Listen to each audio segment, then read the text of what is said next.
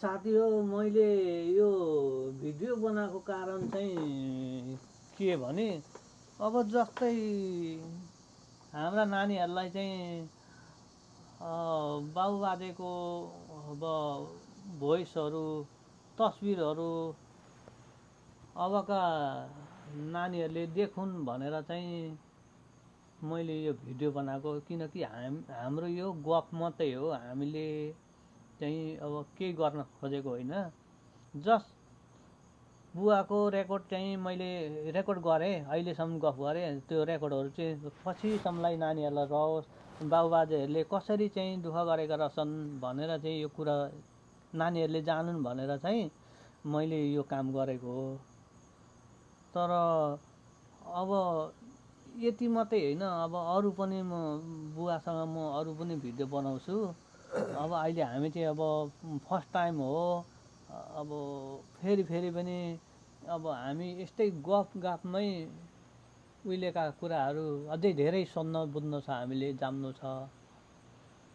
अनि अब फेरि यो भिडियो कस्तो हुन्छ साथीहरू, लाइक कमेन्ट गर्नुभन्दा पनि हेरेर चाहिँ अब नानीहरूको बारेमा अब बुढाबुढीले गरेको कुराहरू चाहिँ तपाईँहरूले पनि कसै तपाईँहरूको बुवाहरूको भिडियो रेकर्ड गरेर राख्नुभयो भने तपाईँहरूलाई पनि पछि नानीहरूलाई सजिलो हुन्छ, होइन बुवा?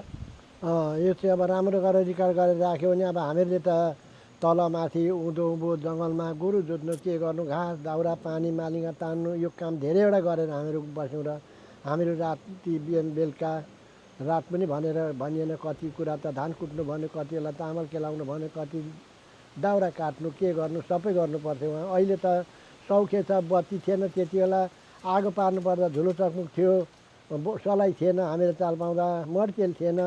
अहिले पछि मड्तेल निस्क्यो, अब सलाई निस्क्यो। अगाडि त झुलो चक्मुकबाट आगो पार्नु, आगो फुक्नु पर्थ्यो। सही कुरो हो। अब फेरि हामी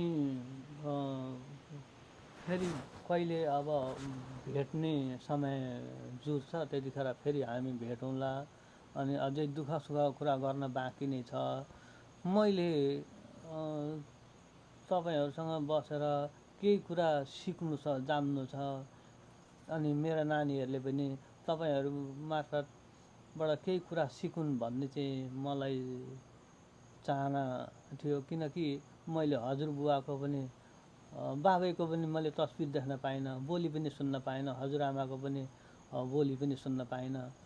त्यतिखेर त ठिकै थियो, यस्तै क्यामेराहरू थिएनन्, मोबाइलहरू थिएनन्, भए पनि हामीलाई थाहा थिएन। त्यही भएर हामीले केही देख्न पाइएन। अहिले त छ, सबै कुरो छ नि। यो यसो गरेर राखौँ न, पछिलाई राम्रो हुन्छ, भविष्यमा नानीहरूलाई देखाउन ओर्न हुन्छ भनेर मैले यो काम गरेको बुवा। अब नानीहरूलाई पनि यही अनुसार यो भिडियो बनाएको अनुसार सपार्दै लानु। मैले सबैजना मिलेर सबैको छोराछोरी बाटोमा लाउनु, लाइनमा जाउन्, आफ्नो कल्चर नमास्योस्। अमेरिका बस्यो भने कल्चर चाहिँ नछोडुन्, त्यति हो हाम्रो भन्न के छ र। धन्यवाद बुवा। अब राम्रो सुझाव दिनुभयो नानीहरूलाई।